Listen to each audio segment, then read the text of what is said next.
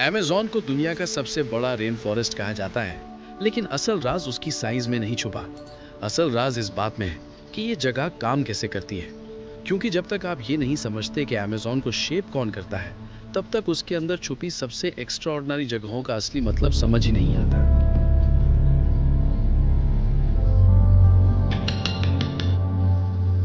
और यही बात अमेज़न को सिर्फ एक जंगल नहीं, बल्कि एक जिंदा सिस्टम बनाती है। एक ऐसा सिस्टम जो सांस लेता है, पानी बनाता है, मौसम चलाता है और अपने अंदर इतनी जिंदगी छुपाए बैठा है कि साइंस आज तक उसका पूरा हिसाब नहीं लगा सकी। सबसे हैरान कर देने वाली बात यह है कि अमेज़न की कहानी अमेज़न से शुरू भी नहीं होती। इसका एक अहम हिस्सा अफ्रीका के सहारा डेजर्ट से आता है।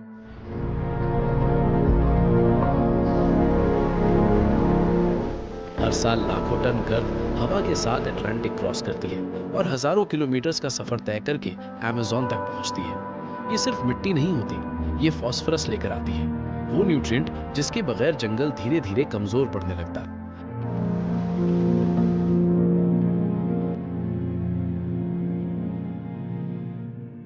सोचिए, दुनिया का सबसे हरा भरा रेन फॉरेस्ट दुनिया के सबसे सूखे डेजर्ट से फीड होता है।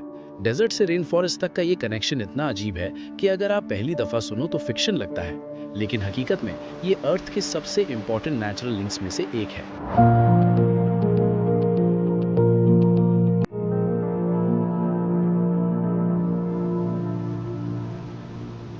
फिर आती है बारिश।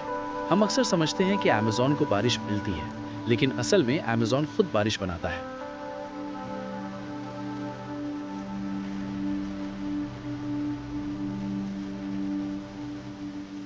इस जंगल के हर दरख्त से पानी हवा में उठता है। एक बड़ा ट्री रोज हजारों लीटर्स के करीब मॉइस्चर रिलीज कर सकता है। अब इसको बिलियंस ट्रीज से मल्टीप्लाई करो, नतीजा आसमान में इनविजिबल पानी के रास्ते बनते हैं, जिनको साइंटिस्ट्स फ्लाइंग रिवर्स कहते हैं। ये हवा में बहने वाली मॉइस्चर की नदियां होती हैं और कुछ केसेस में इन फ्लाइंग रिवर्स में इतना पानी होता है कि वो जमीन पर बहने वाली कई नदियों से भी ज्यादा पावरफुल लगती हैं। यानी अमेज़न के पास सिर्फ एक रिवर सिस्टम नहीं, इसके दो सर्कुलेटरी सिस्टम्स हैं, एक जमीन पर और एक आसमान में। नीचे पानी बह रहा होता है, ऊपर भी पानी सफर कर रहा होता है। इसीलिए अमेज़न को देखकर लगता है कि ये जंगल नहीं, कोई जायंट लिविंग मशीन है। जब बारिश कम होती है तब भी फॉरेस्ट अपने आप को सपोर्ट करता रहता है। ये पानी को मूव करता है, रिसाइकल करता है और अपनी जिंदगी को चलाए रखता है।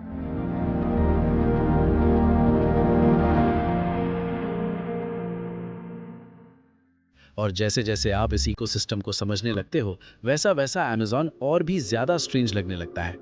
लेकिन अमेज़न एक ही तरह का जंगल नहीं है, ये एक मोजाइक है। एक जगह ऐसी मिलेगी जो महीनों तक पानी में डूबी रहेगी। कुछ ही डिस्टेंस बाद ऐसी जमीन होगी जो साल भर ड्राई रहे।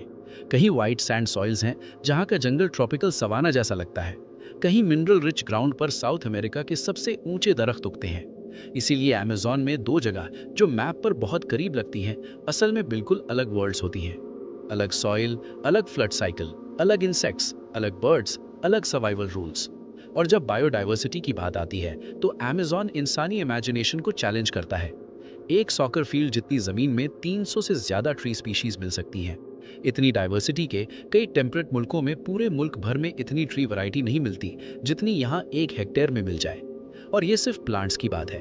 इंसेक्ट्स, फ्रॉग्स, बर्ड्स, मैमल्स, हर लेयर में लाइफ इतनी घनी है कि साइंटिस्ट्स के लिए एक एरिया को सैंपल करना काफी नहीं होता। हर रिज, हर बैंक, हर पैच एक नया चैप्टर खोल सकता है।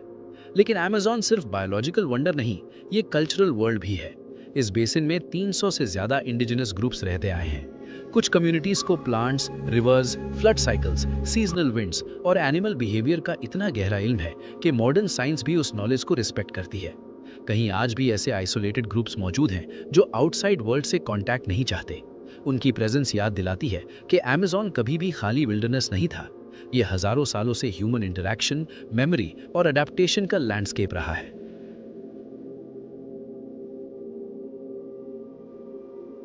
और फिर अमेज़न अपना एक और राज खोलता है, जमीन के नीचे।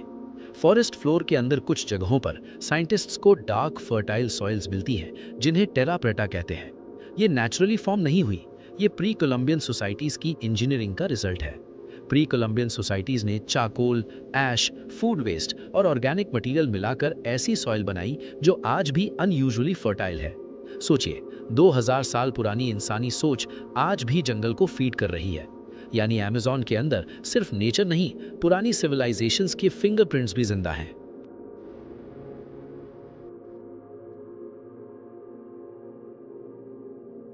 अब जब हम अमेज़न के रिमार्केबल प्लेसेस की तरफ बढ़ते हैं तो पहली बड़ी सरप्राइज मिलती है मनाउस में। मनाउस एक मॉडर्न सिटी है जो रेन फॉरेस्ट के दिल में बनी हुई है। और सिर्फ बनी नहीं, एक वक्त में ये साउथ अमेरिका की रिचेस्ट सिटीज में से थी।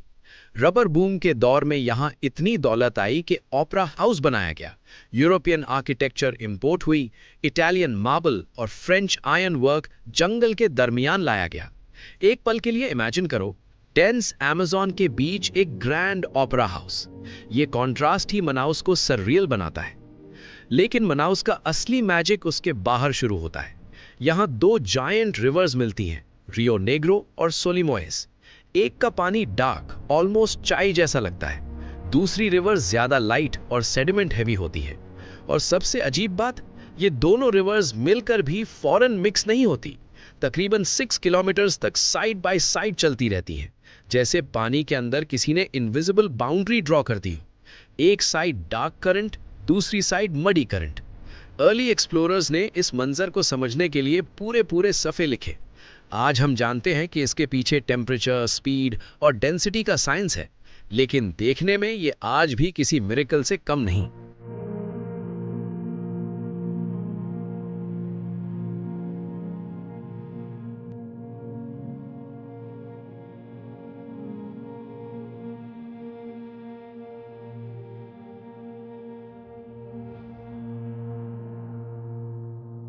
इसके बाद अमेज़न और भी ज्यादा लिक्विड मेज बन जाता है एना विल्हेनिस आर्किपेलागो में।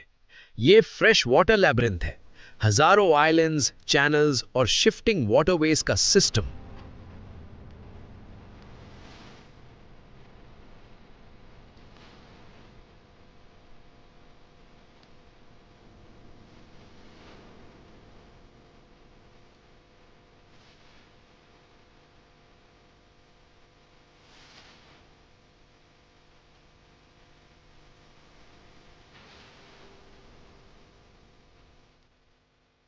ड्राई सीजन में सैंड बार्स और लंबी आइलैंड्स नजर आती हैं। वेट सीजन में पानी उठता है और पूरा लैंडस्केप बदल जाता है। ट्रीज के नीचे से हिडन चैनल्स निकल आते हैं। पिंक रिवर डॉल्फिन्स इन सबमर्ज्ड कॉरिडोर्स में मूव करती हैं। फिश फ्लडेड फॉरेस्ट्स में स्पॉन करती हैं। हर सीजन में मैप लिटरली बदल सकता है। इस जगह की ब्यूटी स्टैटिक नहीं, ये मोशन में होती है। फिर आता है खुद अमेज़न रिवर। इतना जायंट के नंबर्स भी छोटे लगने लगते हैं। पीक डिस्चार्ज के वक्त ये अटलांटिक में इतना पानी भेजता है कि हर मिनट में tens of thousands Olympic swimming pools fill की जा सकती हैं। लेकिन ये रिवर भी सिंपल नहीं, ये एक स्टेबल लाइन नहीं है। ये स्प्लिट होती है, मर्ज होती है, बैंक्स तोड़ती है, सैंड बार्स बनाती है, आइलैंड्स शिफ्ट करती है। यहाँ जीने वाले लोगों के लिए रिवर रोड नहीं, एक लिविंग फोर्स है जिसे रोज रीड करना पड़ता है। गलत रीडिंग का मतलब है हिडन चैनल, फ्लोटिंग डिब्री या डेंजरस करंट। और फिर जब जंगल क्लोज इन करना शुरू करता है, अमेज़न अपनी सबसे आइकॉनिक फॉर्म में दिखने लगता है, रेन फॉरेस्ट। लेकिन यहाँ भी जो हम देखते हैं वो बस सरफेस होता है। सॉइल सरप्राइजिंगली पुअर होती है। न्यूट्रिएंट्स जमीन में नहीं, मोस्टली लिविंग सिस्टम के अंदर सर्कुलेट कर रहे होते हैं। लीव्स गिरती हैं, डीके होती हैं, रूट्स अब्सॉर्ब करती हैं, लाइफ फिर से बिल्ड होती है। ऊपर कैनोपी 60 मीटर्स तक जा सकती है। वहाँ एक अलग दुनिया है। लाइट अलग, ह्यूमिडिटी अलग, टेम्परेचर अलग, स्पीशीज अलग। नीचे ग्राउंड पर चलने वाला इंसान सोच भी नहीं सकता कि उसके सर के ऊपर कितनी जिंदगी चल रही है।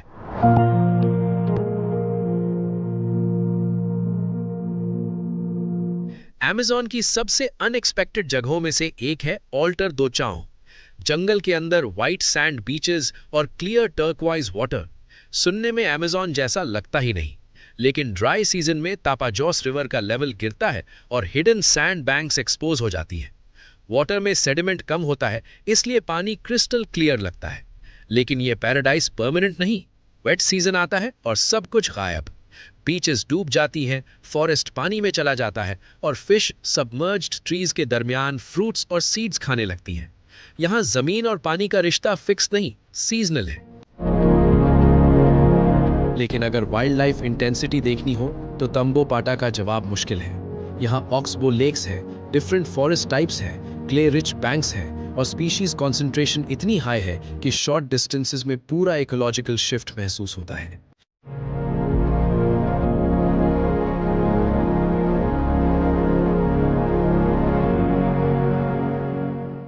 इस रीजन का सबसे ड्रामेटिक स्पेक्टिकल है मकॉ clay lakes.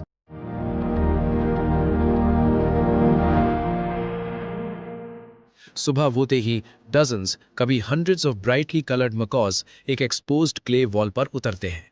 Noise, colour, chaos, सब कुछ एक साथ। साइंटिस्ट समझते हैं कि ये मिनरल्स उन टॉक्सिन्स को न्यूट्रलाइज करने में हेल्प करते हैं जो बर्ड्स अपनी डाइट से कंज्यूम करती हैं।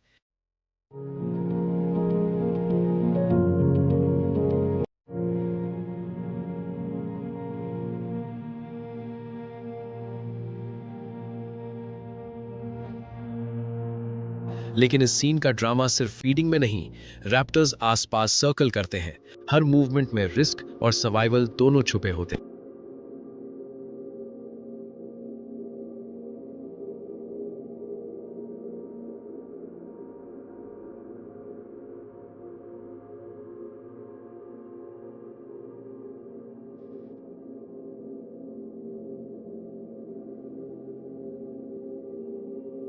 कानियो क्रिस्टालिस को रिवर ऑफ 5 कलर्स कहा जाता है। Red, yellow, green, blue, purple. लेकिन ये कलर्स किसी पेंट या रॉक से नहीं, बल्कि एक डेलिकेट एक्वेटिक प्लांट से आते हैं जो सिर्फ वेरी स्पेसिफिक कंडीशंस में ग्रो करती है। पानी की स्पीड थोड़ी सी रॉन्ग हो, सेडिमेंट ज्यादा हो, लाइट बैलेंस चेंज हो और पूरा मैजिक फेड हो सकता है। ये खूबसूरती ड्रामेटिक होने के साथ साथ फ्रेजाइल भी है।